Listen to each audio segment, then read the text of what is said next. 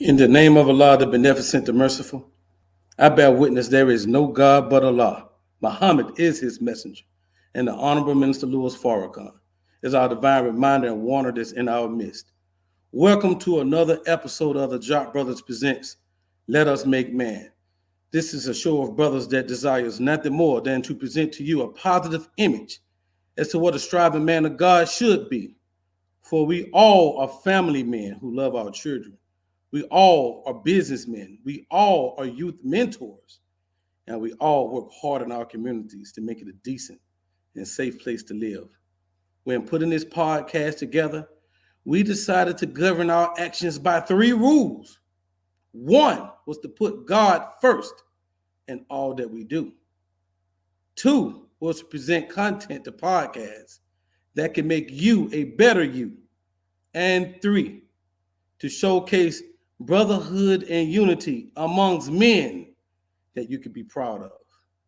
My name is Brother Abdul Kawi Muhammad. I'm born and raised in Atlanta, Georgia. I'm a brother that's very interested in humble beginnings, the root of things, motivations, and inspirations. And so my questions will be set up like that. Now we have Brother Jackie Muhammad. He'll be on shortly. Our brother from Orlando, Florida, our top soldier, and we have Brother Ahmed. He will be on a little later, our other host of the Jock Brothers. So look forward to seeing them.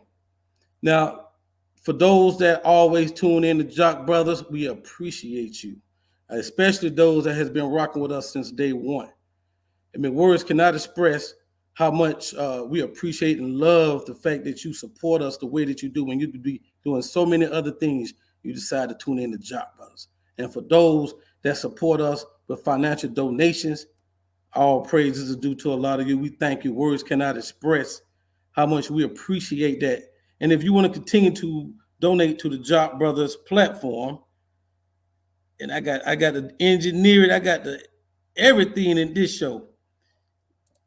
This is our Cash App information rolling at the bottom of the screen. You can please support us. It don't even matter $1, $2, $5, $20. It all goes toward operating this show, and our Cash App information is at the bottom of the screen. It's Cash App $ Jock Bros, JAKQBROS.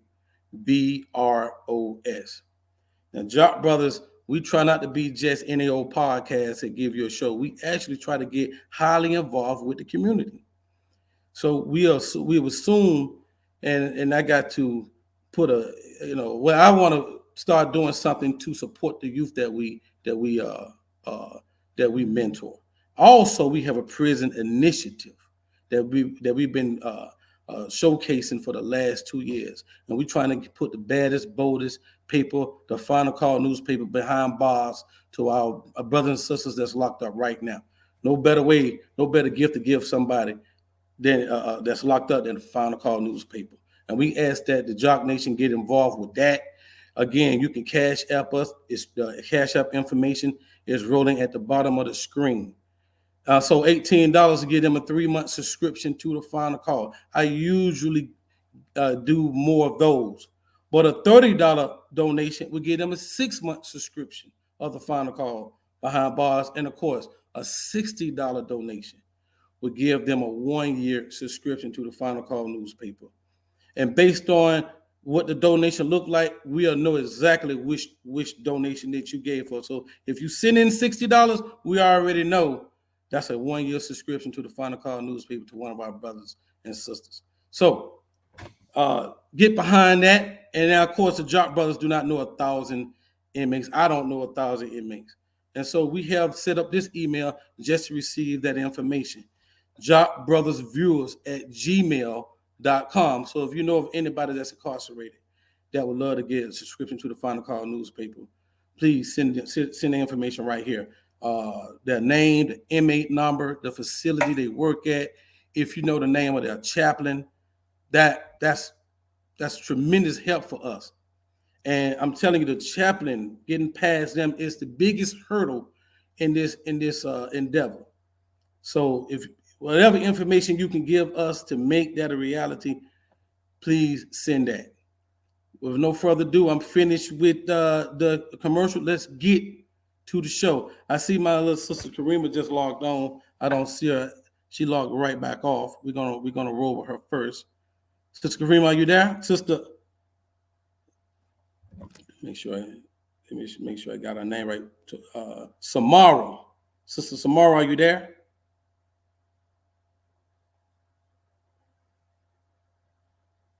Sister Samara, are you there? I know she's here. Maybe she having some difficulties. Well, until that time, let's get right to sister, our first sister, other sister on the show. I want to give her name last. Let me read her bio for you. Started off with her first name. So, Sister Medina Muhammad is a Chicago native, Nation of Islam born and raised. Muhammad University of Islam alumni and Vanguard at 19. She received her Bachelor of Science. You're there, Sister Samara. How you doing, Top Soldier? Assalamu alaikum.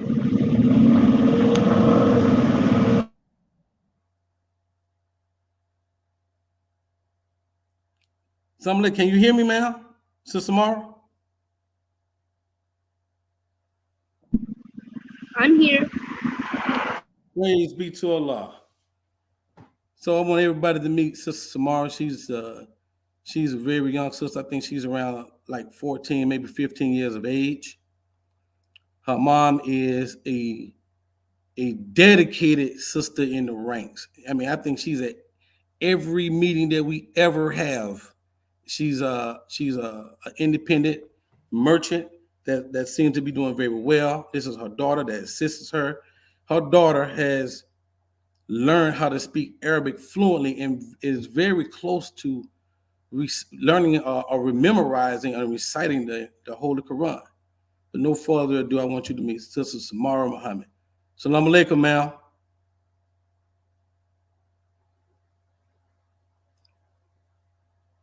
Assalamu alaikum, ma'am.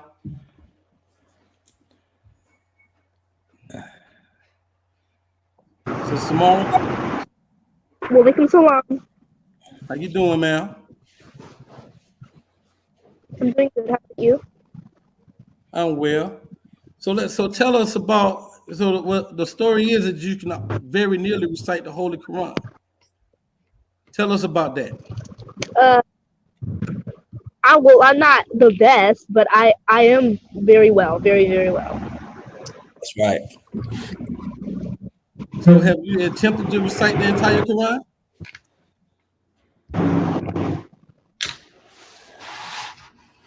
Well, right now I am learning Surah, starting to learn the conversational Arabic so I can talk to other Muslims out of the country and things like that.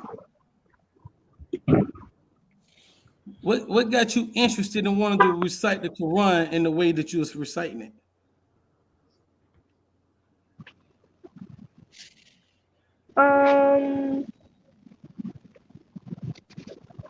Really, because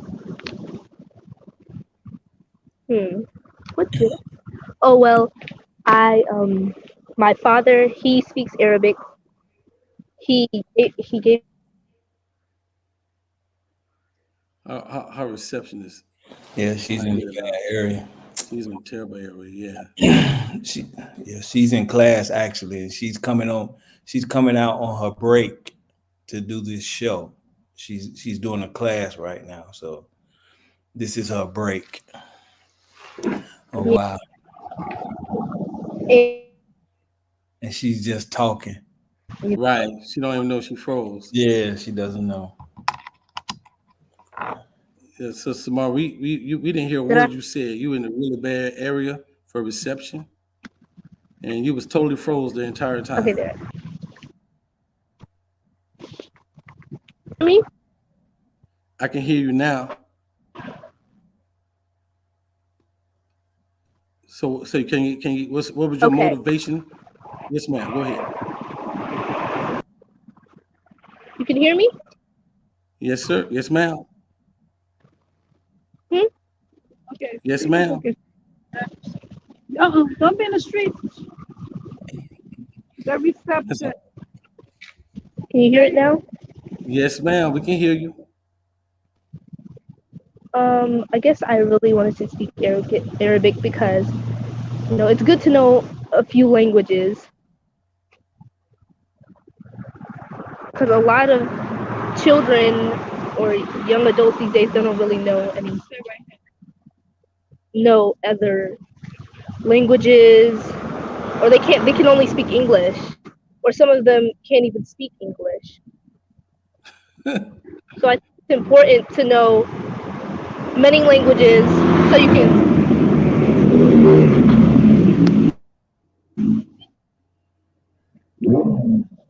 Yeah, she's in the terrible area. Sister, Sister Samara, how old are you? I'm 12 years old, sir. You're 12. That's what I'm Wow. talking about. That's what I'm talking about. Yes, What, ma'am. what school do you attend right now?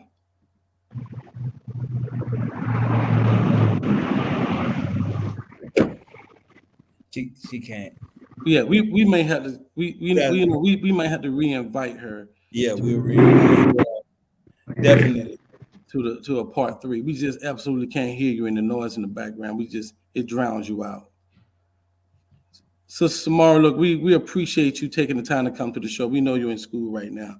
So what we're gonna do, we're gonna just re-invite you to the show, and hopefully at that time you'll be in a better place where you can be heard. But thank you. Keep striving. Keep striving to be the best.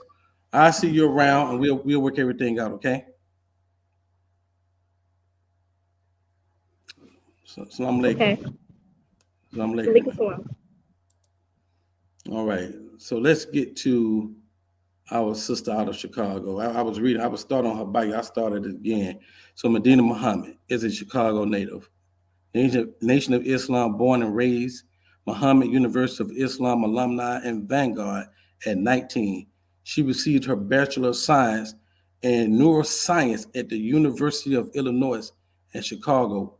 With the teachings of the Most Honorable Elijah Muhammad as her backbone, she chose to study the deeper science of the brain in junction with these teachings. Wow, which currently inspires her future plans in spreading the wisdom and knowledge to her community and the world. Her interests are developmental, educational, and childhood psychology, the science of child rearing, artistic expressions through art and music, and serving in the community. She intends to connect her passion with her purpose and is working towards establishing a fruitful career in public health with a concentration in mental health. She also seeks to start a nonprofit organization for young women and girls to express themselves artistically through creative outlets and better understand how connecting to one's self helps ground and calms the mind.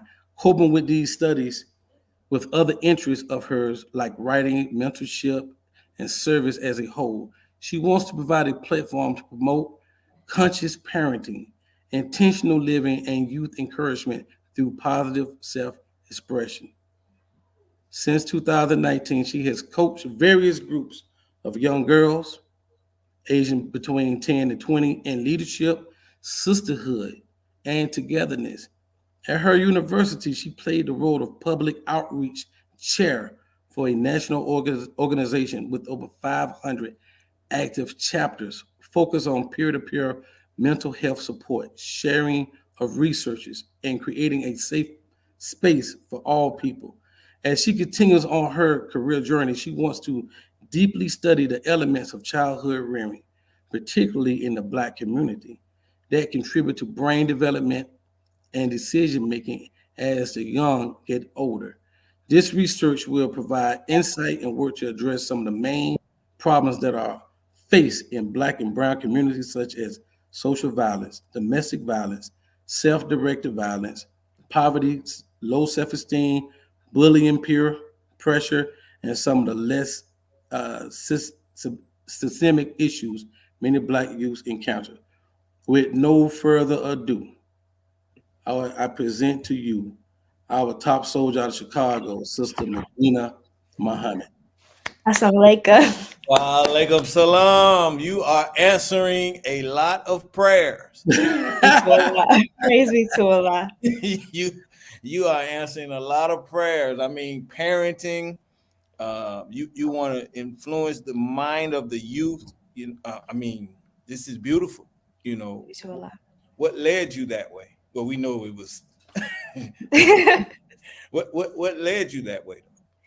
um, the name of Allah, the Beneficent, the Merciful. Every witness there's no God but Allah, and that Muhammad is His messenger. Uh, Again, I'm going to greet you all in the greeting words of peace of Assalamu alaikum. Wa Alaikum alaikum salam. salam.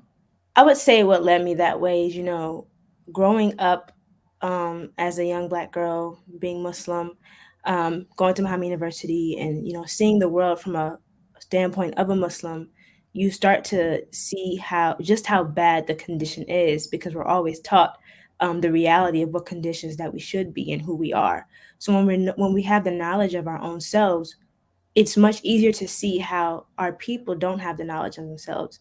And then we see how, because of the conditionings, um, through our 400 years of slavery, and then the additional conditionings that we have been put in, how that has caused us to perpetuate our own slavery within our own lives. And a part of that definitely has to do with the way that we rear our children. And it's not really emphasized a lot, because most people have this understanding, which is true. You don't really know how to raise a child until you have a child. And even when you have that child, you might not even know how to raise a child until you have another child. So you're constantly trying to grow and understand how to raise children, but at the same time trying to heal the inner child within oneself. But at the same time, we understand in the Nation of Islam that uh, prayers are answered through children. But when you don't cultivate the minds of young children, and speak life into children, and create safe spaces for children, at times those prayers cannot be answered through those children, because they are being berated and told that they're not worth it, or told that they have nothing to give, or put in environments that aren't conducive to their learning and development. So we're damaging generations upon generations because of that. And I learned that, and started to understand that and see that at an early age. So because of that, it inspired me to want to really study. We know that it's a problem. Why is it a problem? And how deep does it go? And once we study how deep it goes, how can we work to reverse this problem ourselves? We don't have to bring anybody else into our communities and tell us what our problem is. We all have witnessed it, we've experienced it in our own personal lives. So how can we work to really reverse this, and use the teachings of the Most Honorable Elijah Muhammad injunction to understand how we can reverse this by, doing the opposite, which is spreading love and teaching love and understanding, and bringing God into the equation, and really cultivating the young minds of our children. So, yes, sir. Wow. Wow. Very articulate, very versed in your purpose is well defined. Praise be to Allah. Praise Allah. May Allah continue to bless you with success. May Allah continue to bless you. Where did you attend school, Sister Medina? Where? Yes. Well, I ma'am. attended kindergarten through high school at Muhammad University of Islam in Chicago. And then I went to college at University of Illinois at Chicago, which is right downtown in Chicago.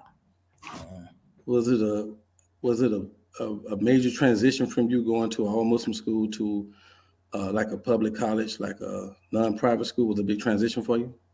It was definitely a transition. I would say that my parents and MUI did a very good job at not keeping me too sheltered to the point where I didn't know what anybody else other than a Muslim looked like. I think that benefited me in a way to be put in certain programs, certain STEM programs, certain art programs when I was going to MUI, so that I can understand and know my people, as well as like going on different field trips with Muhammad University of Islam, and seeing firsthand how other schools relate. So when I got to college, it definitely was a major transition to see so many. My college is very diverse. It prides itself on being diverse. It's all types of people there. So it definitely was a major transition for me, but it wasn't something that I wasn't ready to handle. Right, right. One major thing that I did to make sure personally that I just stayed on my D, my name is Medina Muhammad. It's very hard for me to not be Medina Muhammad. Right. And I knew that being in Chicago, where our headquarters mosque is, like I really had to represent. Right. So before I started college in uh, August of 2019, I did register in the Nation of Islam like a month prior. And that set for me my mindset of what I was going to be accomplishing as I went to college and who I was going to represent as I went to college. So I already had it set in stone in my mind personally, what my goals were, what my intentions were. And I kind of just held on to that same kind of faith as I continued on my 4 years of striving to represent the teachings and just uphold the Muhammad name and try to be, Right. somebody might have never read the Quran or the Bible or heard the minister or the messenger, but I wanted to strive to be representation of what that looks like and what the Nation of Islam looked like. So while I had been, uh, while I had seen other types of people and I had been in different environments with other kinds of people and made friends and networked and things like that, um, college was new and different, but it was a blessing to be able to be a Muslim at my university. Oh man. Now, you brought up a good point. How your name, it doesn't allow us to hide. You know, and when I go in the community, my name is Muhammad. They call me Muhammad. They don't even know my name, Jackie. Most people don't even know my name, Jackie. They just call me Muhammad. And so Mhm. I use that as a shield. I use that, give my name Muhammad so that you there's an expectation. So that's very good point. I wanted to ask you, what do you say to young sisters coming behind you that may have been sheltered? And now you get into the college environment and it's you're like, wow, and now Mhm. I can go to clubs. I can, what do you say to young girls in particular coming behind you? What do you say to them to help them avoid, you know, what The they could pitfalls. yeah, the Right. pitfalls. Yes.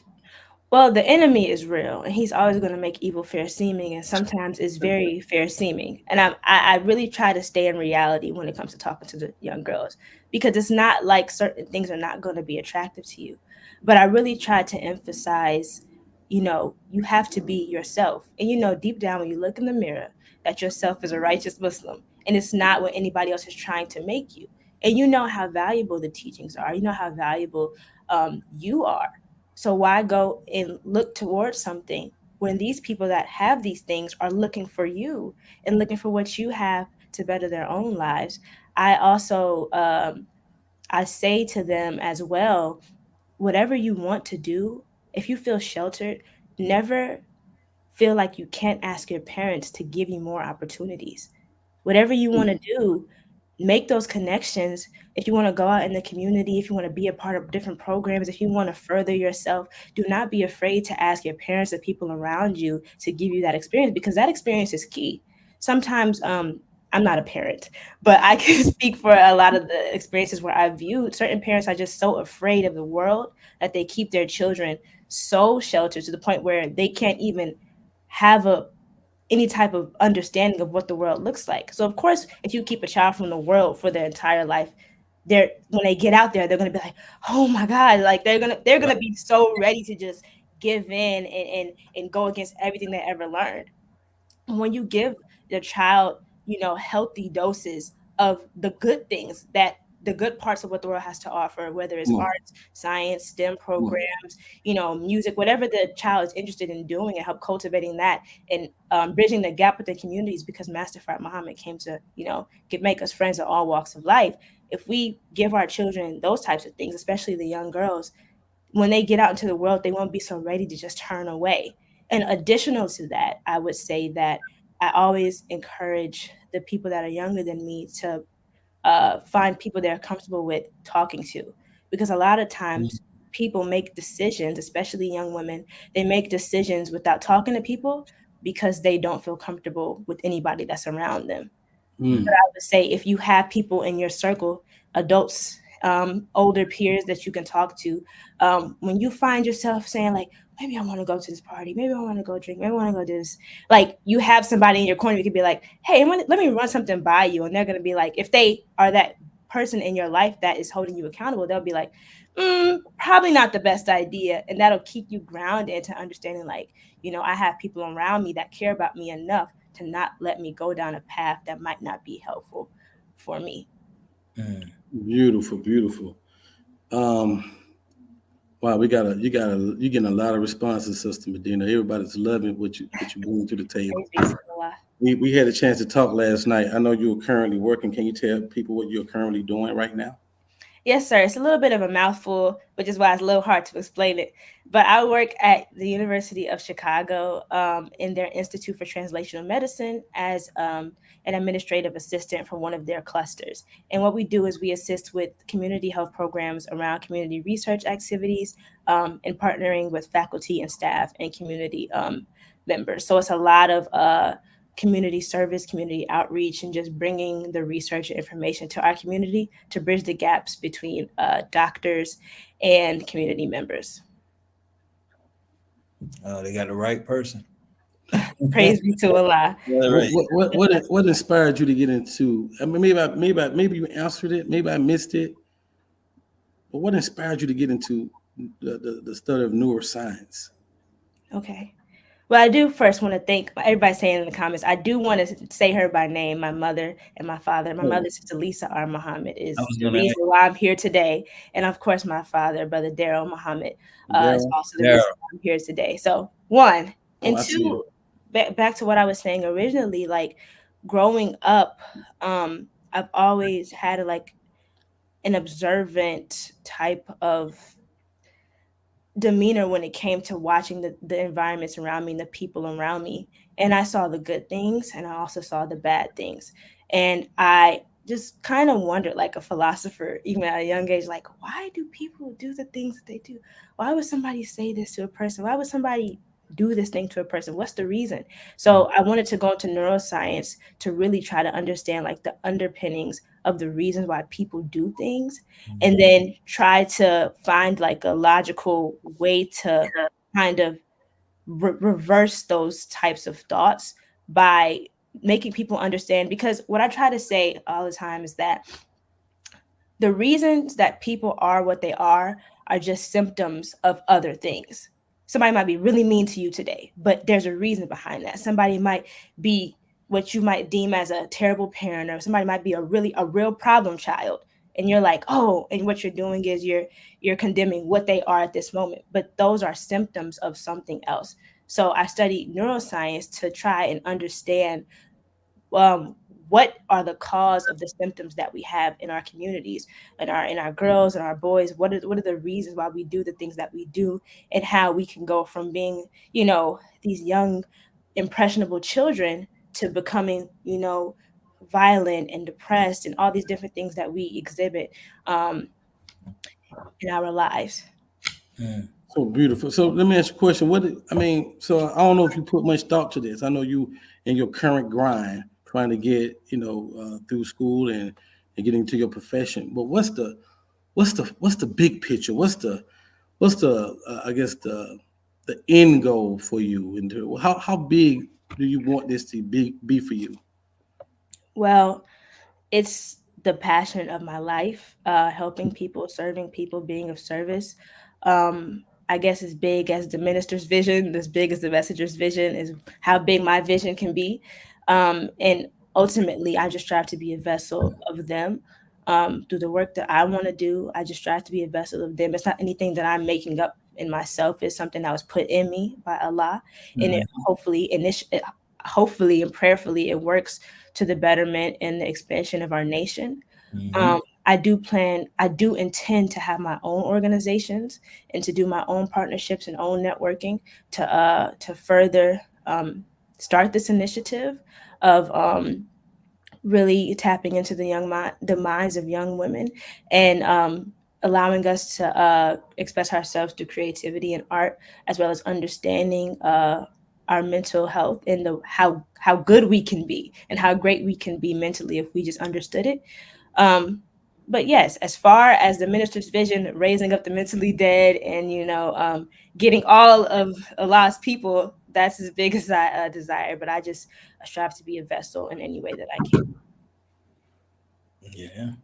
We need you. You need them. Praise be to Allah. You need them. Definitely. Okay, praise be to Allah. Okay.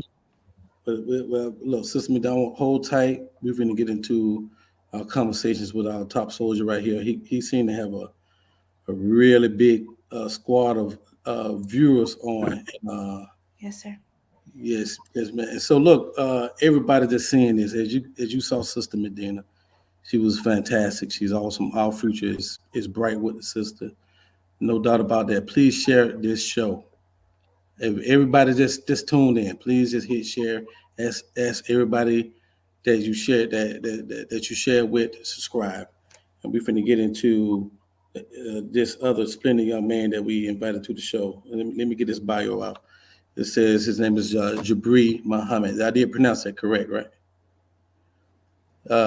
Yes, yes, sir. And he is a 2016 Blackstone Academy alumni. My son attends that school right now from College Park, Georgia, by way of Oakland, California. Jabri is the son of his proud mother, Mary Muhammad, and the oldest of 6 children. As a recipient of the Gates Millennium Scholarship, he embraced the opportunity to attend Howard University in Washington, D.C., where he gained a bachelor's degree in chemistry in 2020. The University of Carolina Chapel Hill's Dental School, where he is currently in his fourth and final year. As a result of his efforts as a student, he has been a recipient of the UNC Institutional Scholarship, Dental Alumni Scholarship, and Dental Foundation of North Carolina Scholarship. In summary, Jabri's journey from Blackstone Academy to Howard University and now the University of North Carolina Chapel Hill exemplifies his unwavering commitment to excellence, service, and leadership as he continues to pursue his passion in dentistry. He stays committed to learning and reaching back to help those who come after him. With no further ado, and with a Jock Brothers round of applause, he, our brother, Jabri Muhammad. Sir, assalamu alaikum, brother. Islam. In the name of Allah, the merciful, I bear witness there is no God but Allah, and Muhammad is his messenger. And I would like to greet everyone in the greeting words of peace. Assalamu alaikum. Wa alaikum salam. So I would like to thank y'all for having me on the show and say, Sister Medina, that's a pretty hard act to follow up. I mean, you was really dropping some bombs and some good points, and a lot of what you were touching on is the reason I am in my current position today, because my mother knew how important that cultivating, my gifts as a young child was, and putting me in a good environment. So the field you're in is so needed. So keep up that work, sister. Praise be to Allah. Thank you. So how do you go from a chemist to a dentist? So You talking to an engineer when you talk to Brother Jackie now. Go ahead. So initially, my plan when I went to Howard University, I wanted to become a pediatrician. So I knew I wanted to go the pre-med route. So I figured I'm going to either major in biology or chemistry, because that way I could get a lot of my prerequisites out of the way. And I really like math a lot. So I was like, since I like math so much, let me do chemistry. I'm not too big of a fan on like rote memorization, so I didn't want to do biology, but both are extremely important. But I just liked chemistry a little more. So it was just a stepping stone to my ultimate goal of going into medicine. Okay. So as a dentist, as a young black dentist, is that a field that we occupy a lot, or do you find yourself the only one in the room sometimes? Yes, sir. Yeah. So as dentists, I want to say the percentage of black dentists in America is about like 6% or something like that. So the percentage is very, very low. And in a lot of instances, I do find myself, the only one in the room but I also make it a point to engage in activities where I'm around a lot of other Black dentists. So one of the biggest reasons I did choose to come to University of North Carolina is, I had a man-to-man conversation with one of the admissions people. He was a brother, and he was actually able to talk to me as a brother. And I was like, I'm coming from Howard University, HBCU. I want to come to a dental school where I can feel comfortable, be myself, and have the support of people like me. And he assured me that our class was going to have a good amount of Black students. So in my class, it's about 94 of us, and it's about 14 Black students. So even though it's still a small number for a predominantly white institution, it is I have a good, really, really good community. So like I said, in a lot of rooms, I might be the only one, but I still have my community of Black dentists. A lot of people from like different types of schools. I'm engaged in national organizations of Black dental students, local organizations in North Carolina. So that network is just so important because you really need that support. I want to ask you the same question. You're coming from Blackstone, Yes, sir. which my children go to as well. And we just a small community. We're a nice Yes, family sir. community. But then now you go into college and everything is there. Yes, sir. What do you tell the young men coming behind you? How do we stay grounded? What can we do? What are some things we can do to stay grounded so that we don't get caught up in the pitfalls? Yes, sir. So one of the biggest things is be mindful of the people you're hanging around and the people you call your friend group, right? Because I don't care who you are, you could think nobody has any type of influence on you, but peer pressure is a real thing. Yes, sir. And the influence of those around you is very, very powerful. So one of the biggest things is I would really say pick carefully the people you hang with. And I know going to college, it can be very tempting to say, oh, those people, they got the flyest clothes, or they come for money, and they popping bottles, and they getting girls, or this and that. And you know what, you fall into this trap of the facade of, oh, they're popular, so I want to be friends with them. And I tell a lot of people, when I was at Howard, um like, even though I'm from Atlanta, I didn't hang with a lot of the Atlanta people, because a lot of the Atlanta people were very materialistic, and it was really like a clique, who's popular, who's who. And I just didn't fit into that. But I found my solid group of friends, and it wasn't like, oh, the most popular people on campus, but at the end of the day, these were people who I could talk to if I was having issues, people who supported me, had my back, had my best interests in mind.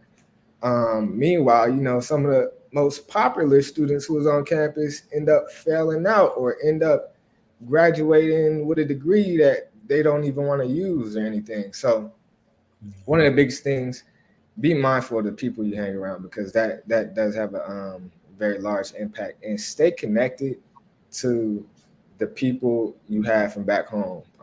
At least the good influences from back home. You can have some bad influences back home too. Yes, sir. Try to stay connected to those people who poured into your foundation. So for me, it was important talking to my family. Talking to some of the brothers and sisters from the mosque in Atlanta, and people who are kind of going through similar things as me, and people who were honest with me, not judgmental, things like that, but still held me to a high standard. So that community that you keep around you is extremely important. Oh, yes, sir. I want to ask you kind of the same question I asked Sister Angela. How far you want to take this journey? Sorry, sir. So you said, how far do I want to take this journey? Sure. So that is an excellent question, and as I'm going through life, I'm starting to try to figure that out right now. Initially, when I came to dental school, I was like 100%. I'm buying a practice as soon as I graduate. And as I start learning more about dentistry, the responsibilities of practice ownership, it's just giving me a little more insight, into what I might want to do. But I do believe practice ownership is in my future, but I feel like my ability to be a role model and touch the hearts and minds of young brothers and sisters is more important than my, skills as a dentist. I can fill cavities, take out teeth, give people dentures, implants, stuff all day, and treat thousands of people. But if I can, influence a young brother or sister to go into dentistry or go into just any type of field or, want to do something with their life, I feel like that's much more important. So on the business side, I do plan on owning the practice, and I'm really trying to touch all types of businesses, real estate, trade, all that. But I think for me, one of the most important parts is just going to be establishing some type of mentorship program where I can put an example. Like I'm a young brother who came from really nothing, and so if I did it, you can do it too. I'm not somebody who grew up going to prep school and who had all this money and parents did everything for him and stuff. I tell people straight up, and I be honest with them, like my pops wasn't in my life like that. Like all these different factors, but they still helped, bring me to the person I am today. So like those obstacles, you can either let them beat you down, or you can say, this happened to me, I'm not gonna let it happen again, or this happened to me, I'm not gonna let that happen in the future generations and the children behind me. I'm gonna make sure it's different. So that's really my ultimate goal. Of course, be successful in business, but really make sure I'm out in the community doing that mentoring, touching hearts and minds of people like me, because I could have been on a completely different path, but my mother put me in a position where my mind was cultivated, and I did have those good influences in front of me. Plus, your mother can fight too. Oh yeah. From real, but yeah, we know your mother. She can fight. Yeah, definitely. But praise Allah. So that background coming from Blackstone. Now, how does that help you though? How does being in that environment, family environment, small but very educational, very intellectual environment, how did that help you now, during the college years and whatnot? Yes, sir. So I like to tell a lot of people the value in Blackstone, even though it focused on those academics very heavily, for me it was less the academics and more so the emphasis on character, emphasis on leadership, taking that personal initiative, and really teaching you how to be an adult and be able to adapt and adjust to your environment, do a lot with a little bit. And so Blackstone really taught me life skills. So when I did get to Howard, even if I didn't know certain things in the subject, I like the academic part, all praise due to Allah. It wasn't as bad for me. But what really gets a lot of people in undergrad or college is really those life skills. Not knowing how to do stuff by yourself. You have some people, they don't even know how to schedule a doctor's appointment for themselves. And it's like, Right. oh, mom, I need to go to the doctor. I need to go to the dentist. And not putting nobody down who's in that position. Right. But when I went to undergrad, I'm like, I already been doing stuff on my own since I was young. And especially at Blackstone, they put so much responsibility on you. I was like, I'm ready for this. I'm ready to, go to war with financial aid because they're not trying to give me what, they're supposed to give me, or I know how to fight for what is mine and know how to, talk to people in certain positions and know how to handle people, handle different situations, then certain times, you might not want to say something, and certain times you might have to say something. But yeah, really just those life skills, knowing how to maneuver in different environments, talk to different people is one of the jewels that Blackstone taught me. And how old are you, brother Jabri? 25 years old, just turned 25. 25. Yes, And sir. Sister Medina, you're 19, correct? I'm 20. 20. Yes, sir. Yeah, see this right here. This is worth fighting for right here. This is what we Right. fighting for. This is this is why we fighting. If we got to give our life for this is what it's for right here. Praise be to Allah. Thank you all. Thank you both. If you had a question you wanted to ask Sister Medina, Brother Jabri, what would you ask? What would I ask? How can I like do a bridge between dentistry and what you're doing? Because the field that you're in is um I feel like very aligned with me in the sense of mentoring and really touching those young brothers and sisters when they're children, because that's so important. So what are your tips, I guess, for me in trying to connect that with dentistry, if you have any? That's a great question. I had my roommate actually when I went to UIC. She's now at U Michigan, studying dentistry. Mm, So we were always, talking about her goals in dentistry. And one thing that I feel like a lot of us struggle with, and it really is like the beginning of the mental health issues that we face, are insecurities. And a lot of people have insecurities with their teeth, mm, and they get bullied for their teeth, and then they start to, harbor different resentments and hate for other people in their lives, and become hard-hearted because they've been made fun of. So that's just a small aspect of how I see it. But I feel like, presenting it as like, getting your teeth fixed, getting your teeth clean. It's a self-care, but it's also, it helps better your image, how you feel about yourself personally. mhm. And I feel like that aligns with what my intentions are, because I want to inspire people to feel good about themselves and to love themselves and to love each other. And it really starts with us loving ourselves to even be able to love each other. So Beautiful, beautiful, spot on answer like that, Sister Medina. You got that mind wide open right there. I try. Oh, wow. Sister Very Medina, if you had a question for Brother Dupree, what would you ask him?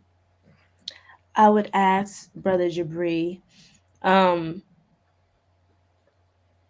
the brothers that grew up in the mosque with you, the younger ones, uh, what types of inspiration do you give to them as far as staying the route, not being pulled by the ways of the world, and wanting to go towards doing things in the cause of Islam rather than in the opposite.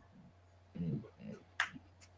Um, well, one word of advice is I would say talk to people who have been through that situation already. Like find somebody who like you feel like you can actually talk to, and just ask them some questions, because a lot of people will look in retrospect and tell you, oh, what you think is important now, Hmm. please don't fall for it, don't do it, like don't Mm, fall in the trap.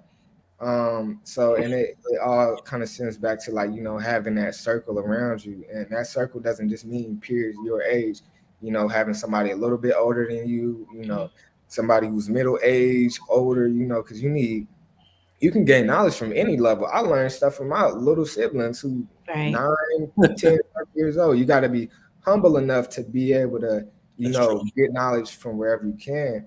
But look at people who have been in those shoes, and try to learn from their mistakes. That's one thing I try to do. I mean, mind you, we all make mistakes, so I made my Right. own mistakes, but Hmm. it's plenty of things I'm like, oh, I didn't do that because I saw what so and so did, and I'm not trying to fall in that same trap. Hmm. And then another thing I would say is it's really important to analyze the reasons you're doing things, right? Right. Sometimes, I'll ask myself, you know, why am I feeling a certain way about a certain situation, or what is my motivation for wanting to do this, or what is Hmm. my motivation for wanting to do that? And you start asking yourself questions, and then you're like, dang, at the end of the day, what I really wanted to do, that doesn't align with my principles and align with my values. Or, Hmm. I'm doing this for somebody else. I'm doing this because I'm trying to impress a girl, or I'm Hmm. doing this because I'm trying to impress my homies. Hmm. And meanwhile, it doesn't, align with your values. So, analyze the reasons you're doing things, and learn from the mistakes of those before you, and be able to take that constructive criticism as well. Yeah. Praise be to Allah. So brother Jabri, could you tell us something about our teeth that you have learned that you did not know growing up, brother? Could you give us some tips on betterment, how to better self care for our teeth? Better self care. One thing I would say is I never really knew the importance of flossing like that. Everybody tells you floss, floss, floss. Um, Dental care wasn't as emphasized, for me growing up. I hadn't been to the dentist too many times.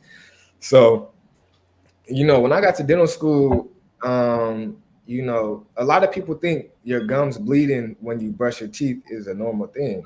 That is not normal at all. Um, and so I would say going into dental school, that importance of flossing, one, can prevent gum disease and bone loss, right? You flossing your teeth every day. You have some people, we see some people in the dental school say, I don't floss at all, right? And they think everything is fine because you can't see a cavity on the outside. But when you don't floss, what happens is you have food and bacteria sitting in between your teeth. And as that just continues to sit there, that bacteria produces acid, and that acid starts to eat away at your teeth. So a lot of people will go to the dentist and say, "Oh, I'm having pain right here, but I know I don't have any other cavities." And then they take the X-rays, and it's like, "You got a cavity here, here, here, here, here," and they're like, "Oh no, they're just trying to get money out of me." But in a lot of cases, you can't see the cavities because the acid has started eating between your teeth. So please, please floss, like please, um, because not only does it prevent cavities in between those teeth, but it also makes sure your gums are healthy. Because what happens with your gums is, as that bacteria stays at the gum line, Mm-hmm. the gums and the bone starts to run away from it because the gums and the bone doesn't want to be near the acid, near the inflammation. So as a measure to protect the body, the gums and the bone will start receding. So, like, some people get really bad periodontal disease because they're never flossing their teeth and never getting that bacteria out of the gum line or out of the sulcus. So I know it's so cliche, every dentist says floss, but as I started, really seeing the mechanisms of how the bacteria destroys the teeth, I'm like, okay, maybe I should floss my teeth now. So I floss my teeth religiously. And I mean, as a dentist, you would hope your dentist does, but learning how it affects your teeth is, powerful. Praise be to Allah. Yeah, Well, we didn't go too early. Go ahead, brother Jackie. no. I was going to say I understand that. I was told growing up that in our family we have soft gums, and that's it was just a misconception. It was miseducation. We were but I grew up and learned that flossing and your bones would like you say recede, and then your teeth will fall out. Yep, yep. Now, so now we have to bridge this to our community, Right. and we have to teach it in such a way culturally. You know, do you find that both of you, do you find that in the school, where the culture of our community now, even speaking the language culturally, I may not understand it. So we may need a translator. You're going from, you know what I mean? So do you find that as an issue sometimes? Maybe the person who's teaching it culturally does not identify with who they're teaching. And how can we fix that? Are you Uh, talking to me? Either Right. one. Yes. Yeah. Absolutely. I would say that first of all, our youth culture right now is full of facades. Everybody's trying to be something they're not. They're trying to listen to people they don't like. Everybody wants to look like something that the enemy has made to seem like is the best, but nobody's actually trying to be themselves. I would say that one is the current culture of our youth. Secondly, I would say that a lot of people coming into our communities, even of our own skin tone, are they come into our communities trying to condemn the youth, instead of trying to speak from experience and understanding, which then is a clash between cultures because you're coming with condemnation and this person's coming from, I'm trying to be defiant to what you're saying. So of course it's going to be a clash every single time you try to speak to somebody. If you're telling them you all are doing this thing wrong, you all da da da, but um, we try to, pattern ourselves after the way the minister teaches, and he never condemns. The minister comes with love. The minister comes with knowledge. He tries to teach you who you are, teach you your value, and then from understanding that truth of your value, you just cast away all the stuff that you had before. Coming to the nation, you hearing so many, the black man is God, the black woman is God, you're the original man. Like you're hearing so many good things. It just feels natural to shed the bad things that you have going on. So there's definitely a clash of culture when a person doesn't come with good intentions, because youth in particular, especially this generation of youth, are very keen in being able to decipher when a person has true positive intentions toward them. They're not going to listen to you if you come in trying to tell them everything they're doing wrong, if you come in trying to make them feel like they're terrible for just being a product of their conditioning and a product of their environment. So I haven't done much yet. I just graduated college, so I haven't done much yet in the schools or whatever. But I've definitely had the opportunity to be in the schools. And the one thing I've learned is when you've accepted your own and are yourself, and you walk into a room of people who are looking for who their self is, they're more inspired to listen to you when they see that you're being real, not when you're being fake, not when you're trying to fake be the perfect person. When you bring them who you are on a silver platter, they're going to be like, wow, I'm so inspired, because that's what the minister does. He comes as he is. He doesn't put on a facade for anyone. He doesn't front for anyone. And depending on who he's talking to, he makes sure he caters his words to the understanding of those people. He's not going to be quoting a million Holy Quran scriptures when he goes to a church, because he understands where those people are. That's why we have to be well studied and understand how our language sometimes has to shift, whether we're talking to a 15-year-old, a 6-year-old, a 30-year-old, like even sometimes 30, 40, 50-year-olds, they have a childlike understanding of certain things. So we have to learn how to get out of the like ego extra linguistic type when we get our degrees and then we start talking real, real tough and real big. Nobody understands. Yes, ma'am. Nobody like that. So it's definitely difficult, but it's the Beautiful. way. We just have to, look at the minister and the messenger and how they brought the word to the community and just pattern ourselves after that. Absolutely. Brother Jabri, you have anything?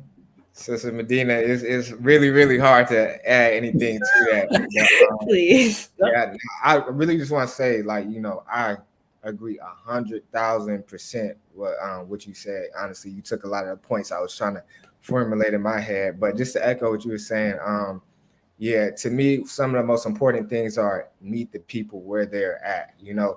I talk to people at the dental school different than I talk to the young brothers when I go to the juvenile detention center. I'm not in the juvenile detention center saying, oh, because the periodontal ligament and such and such, such and such. Like, Yes. that's not the language they speak. Right. So, and if your goal is to, effectively communicate your message, you have to meet the people where they're at. Right. And I feel like that's one thing a lot of people lose. And I see that all the time in the dental school. I have classmates who, we have all of this knowledge, about the, biology and the chemistry of the body. But do you know how to communicate that to your patient? If your patient isn't understanding all of the stuff you're saying, then you might as well not even be talking, because, you're not communicating that message. So really knowing your audience, meeting the people where they're at, so then you can bring them up to another level, but not, looking down on them. And that brings me to the next point, humility. Like we gotta be humble, especially when we're dealing with our people. And I feel like a lot of people, let the titles get in the way and the money get in the way, and I'm too good to talk to this person, and and at the end of the day, we all human, and you really just gotta humble yourself. Otherwise, Allah will humble you. Will.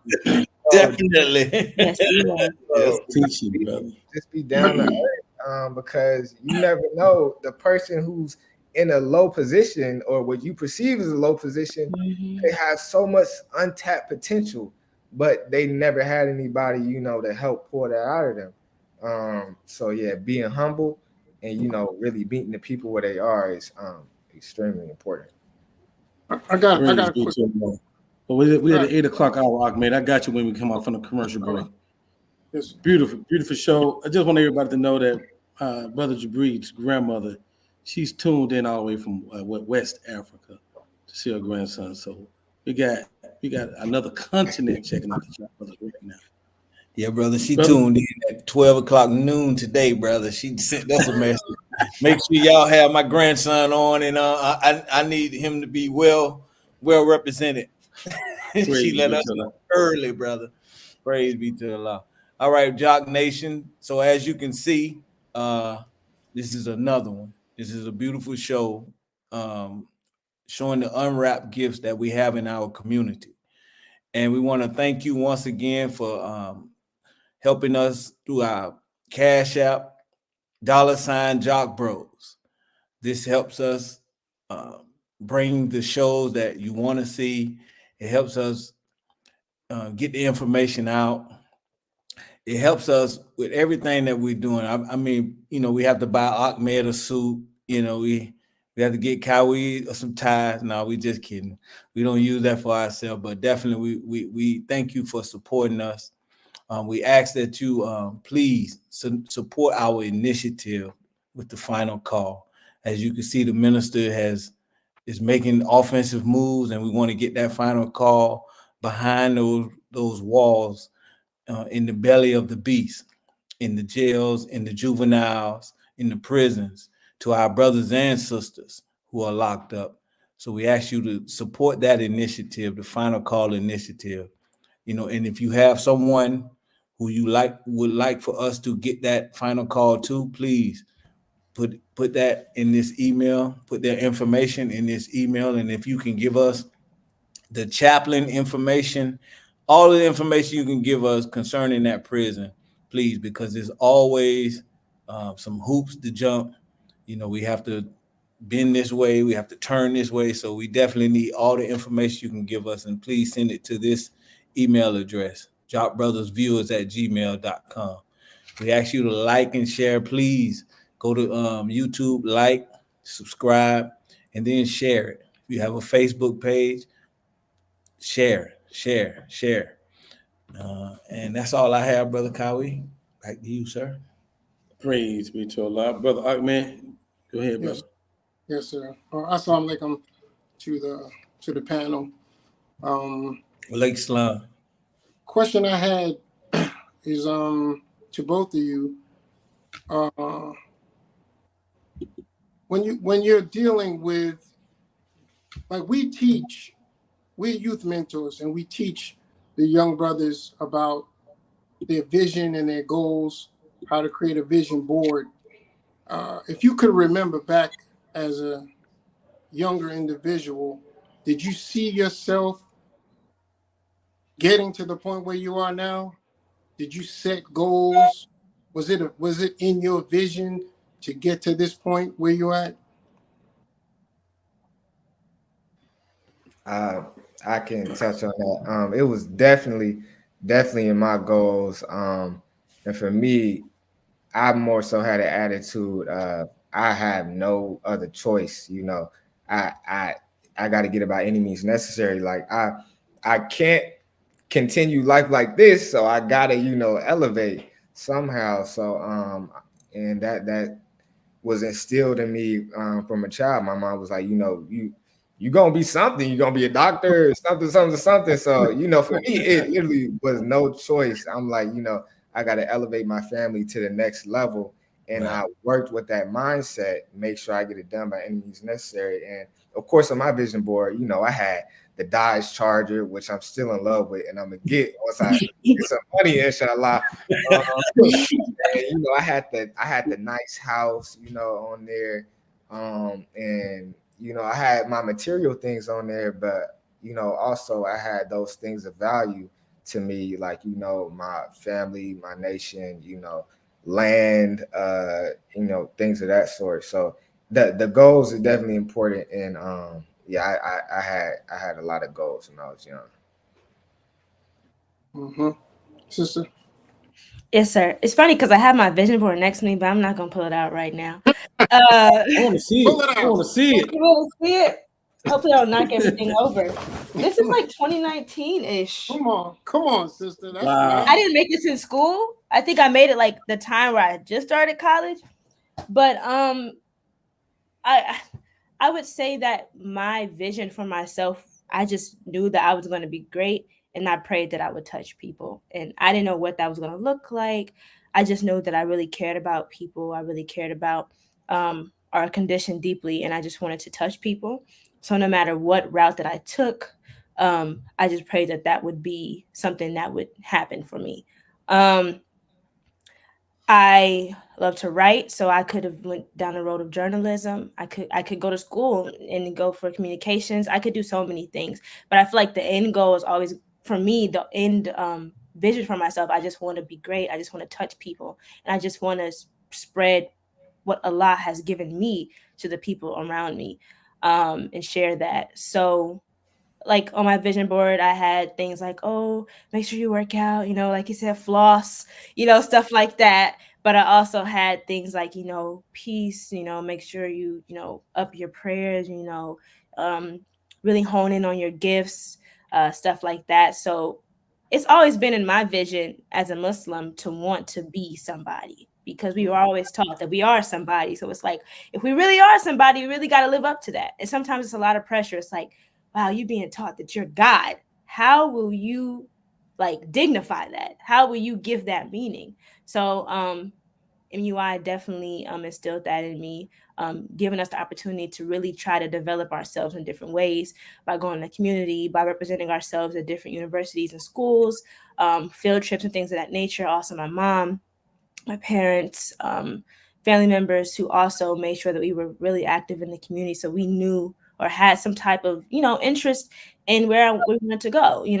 I at one point it was engineering, at one point it's being a pediatrician, and I still have different things I want to do, but I will never. One thing for me, I will never limit myself to one thing. So I'm gonna be doing all types of different things. I'm a God, you know what I mean? Like I'm gonna be doing, I'm gonna be in several different fields. I'm not gonna let anybody tell me you should just be doing this. You should just be doing that. I'm going to do what I want to do. As long as I feel like Allah has put this inside of me, I'm going to do whatever I want to do. And I pray that it glorifies Him. That's right. And I pray that it continues to touch Wow. people. And I pray that people are attracted to it to the point where they want to they want to start to believe in Allah the way that I do, and also believe in the divinity of the messenger and the minister, and be like, where did she get this passion from? Where did she get this drive from? Where did she get these thoughts from? Oh, it was a nation. Let me go see what that's about. So that's just been my vision for a long time. Praise be to Allah. I got one more question, and I know Jabri, I've been a major part in your success. That's okay. But I wanted to ask both of you, what would you say at this point to a younger you? If you could go back and say something to a younger you, what would you say to them?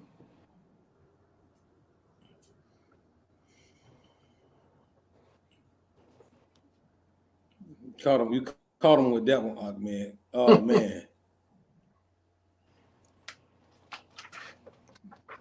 Okay, well, while you're thinking about that, you could also tell me what are some of the things that your parents or your mentors said to you to help get you through, some things that stuck with you that you're not letting go. Somebody said this to me, and I always fall back on that to get me through. Can you remember something that Ahmed said to you, brother? Please.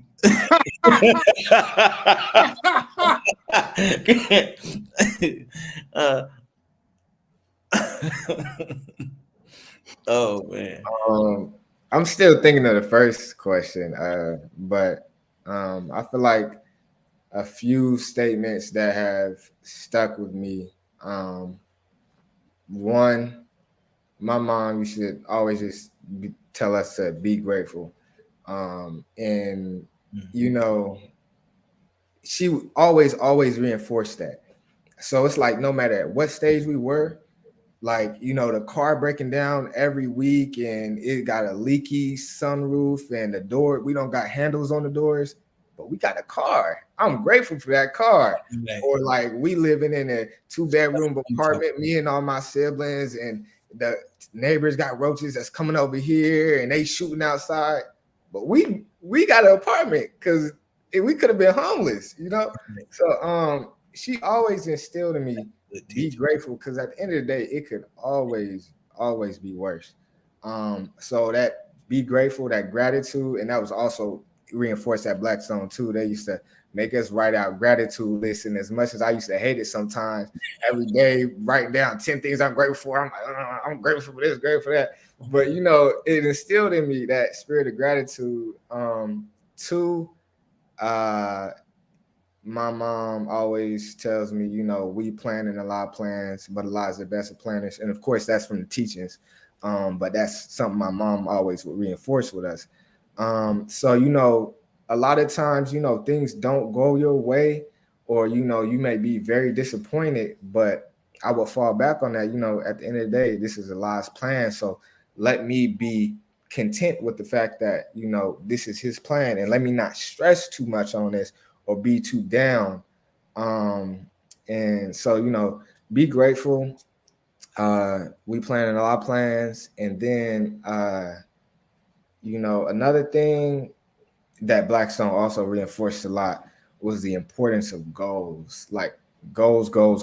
And I know that's, a common theme, but, a lot of the people you see like doing big things, it's not, oh, they did this one big thing that allowed them to become a doctor.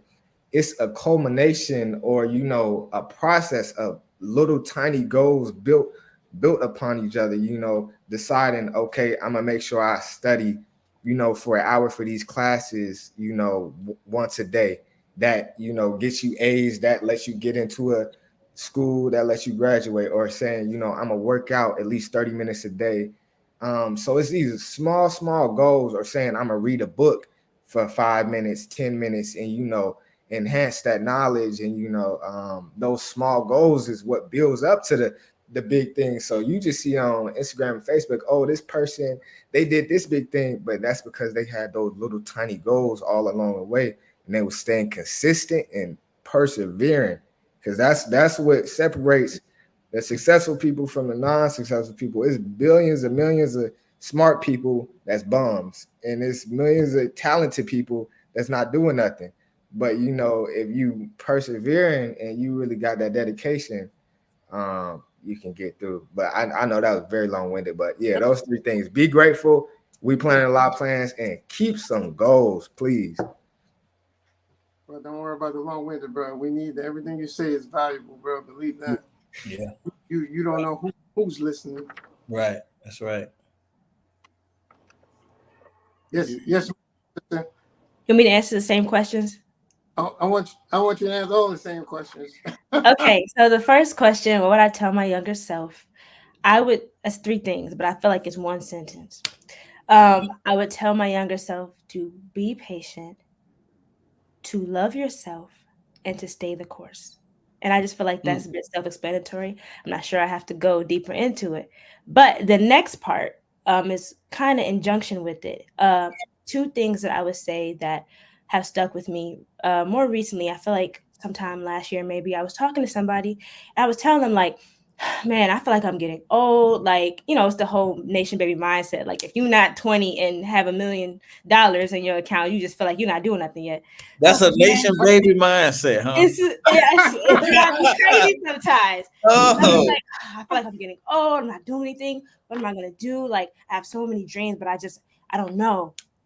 And the person was, I think I was like, I'm interested. Maybe I want to do journalism or communications. I don't know.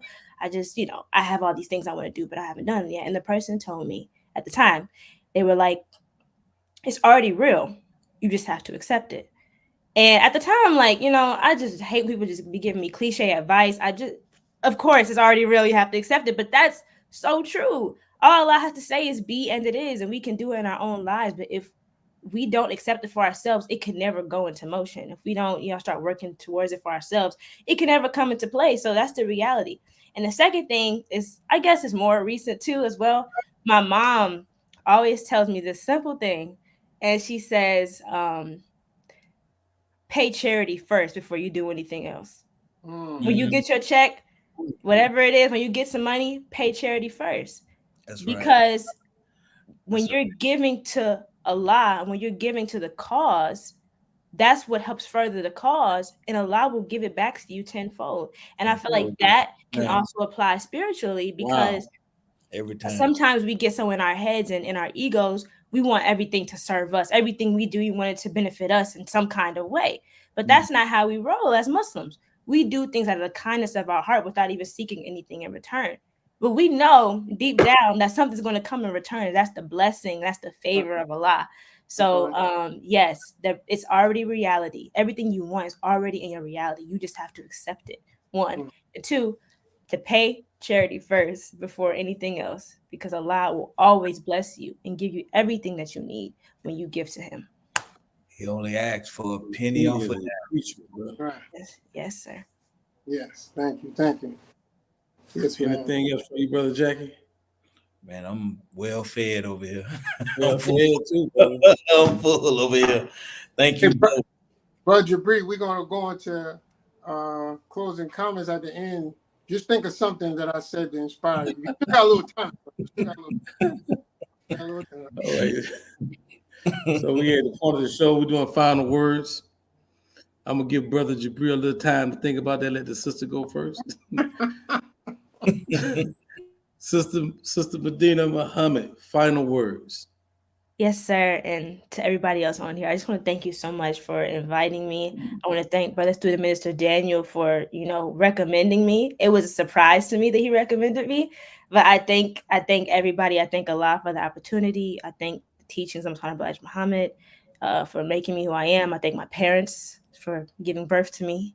And I'm very grateful to be a humble servant and to strive in the way of Allah and to hopefully be an inspiration to people. And I pray that I continue on the path of righteousness and continue to touch whoever Allah desires for me to touch. And I pray that, we all continue to work in the paths that we intend to work on, that work in the way of Allah as well. So, yes, thank you again for inviting me. I've had a great time.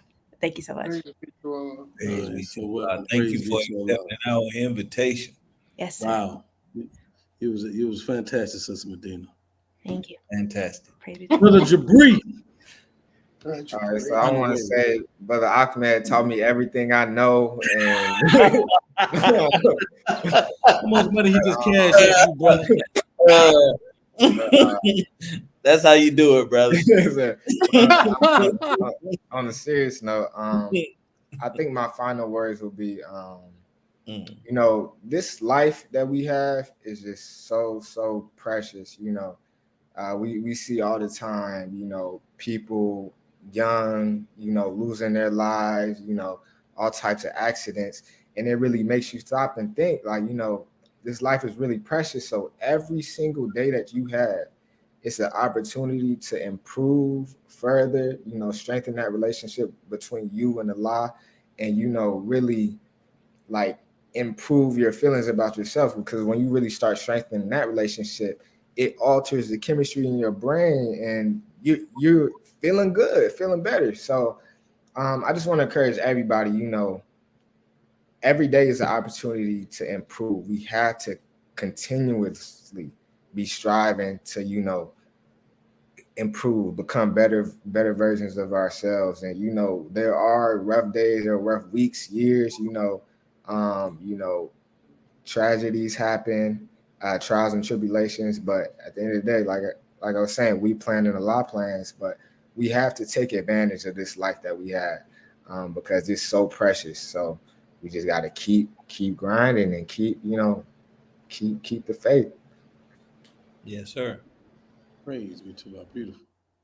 Beautiful soldier. Brother Jackie, final words. Yeah, final words. Now,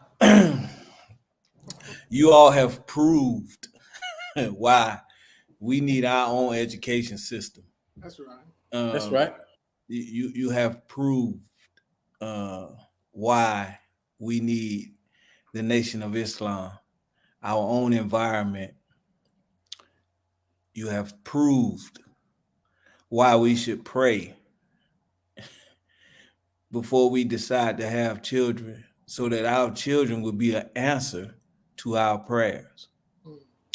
You have, that's paying charity. You have proved, you all have proved, man, why we sacrifice in the Nation of Islam to get this word out to our people. Man, so I just want to thank both of you for coming on and expressing yourself, really sharing your unwrapped gifts with us. That we, man, I'm looking at my children, and they, you know, my daughter, you know, and my son, man, they special, you know, and pretty soon we gonna have them on there as well. But definitely, right. you all have really put another fire in me, you know, to really be a better parent, as you so eloquently quoted early on, Sister Medina, that, you know, parenting, we you know, I have older children, they was the test. Unfortunately. Unfortunately, I love them to death. I kiss them when I see them, but yeah, I didn't know. I'm sorry, you know, but definitely we always should be striving to improve self. So thank you both for coming on. We pray that Allah bless both of you to be successful at whatever it is you want. Get that Dodge. Get that Hellcat, brother. Don't play around. Go get it, man. Get your land, get it, man, and put it in the garage and enjoy it, and then get you another one. You know, get it and get your community center, Sister Medina. We need a community center. You know, we have to come out of these walls. Our people need us, so definitely. We here. Whatever we can do, whatever, if y'all need us to advertise something, whatever we need to do, you know, y'all let us know. These your uncles. So Sister Lisa R. Muhammad, Brother Darrell, good job. Sister Mary, good job. Praise be to Allah. Brother Ahmed, you didn't say Brother Oh Ahmed. yeah, Brother Ahmed, whatever he taught you, I know he taught you so much, Brother Jabri. He teach us a lot. I learn a lot from Ahmed every day. Praise be to Allah. Praise be to Allah. Just judging by the comments, it's a lot of happy believers out there today, and especially Lisa Muhammad. I know she has. I don't know how she's keeping them tears in, if she is at all. And we know your mother, brother Jabril, man. I know they were super proud of y'all today, man. And everything Brother Jacob said, that's my sentiment. I wanted to say the final word for Ahmed. This big brother. He really wanted this show right here. He got it. Brother Ahmed, final words. You know, growing up in the nation, you know, you have many choices, like the brother was saying, and the sister, I know she knows. I grew up in the nation, and your decisions that you make get you to the place that you're at now. And I cherish both of you, because where you're at is because the decisions that you made. You could have chosen to do anything. You really could have, and you made wise, disciplined decisions. Allah backed you in your decisions and blessed you, and now you're able to affect people around you. You affect not only the youth under you, not only your peers that you see every day, but even those of us who are a little older than you, a little older. We look at you with inspiration, because you know Allah doesn't put a pin in it, so everybody still has a chance. Like the sister said, she still has much more to accomplish, and we all do. But you both are inspirations to us all. So please continue to strive pay your charity, be grateful to what you have, and inspire others. Share, and bring your what we focus on more with the youth is bring your talents back to our community. Bring your talents. Don't go to the Fortune 500 companies. We don't want to lose you, because like Brother Jackie said, we given our life for what we believe, and we believe in you. We believe that what we have are going to create more of you, and at one time we are going to run this world, and we're going to need brothers and sisters like yourself in the forefront, right in the forefront, ready to pick up the mantle. So may Allah continue to bless you. May Allah bless your parents for their sacrifice, all the teachers in the schools that helped and sacrificed, and all the believers and all your family and friends that helped and encouraged you and supported you. Thank you. Praise be to Allah. And I'm going to let Jackie go ahead and take us out, Brother Jackie, in the great words. In the great word. No, we going to keep it Messiah. We definitely going to keep it Messiah on this one. Praise be to Allah. Allahu Akbar. Assalamu alaikum.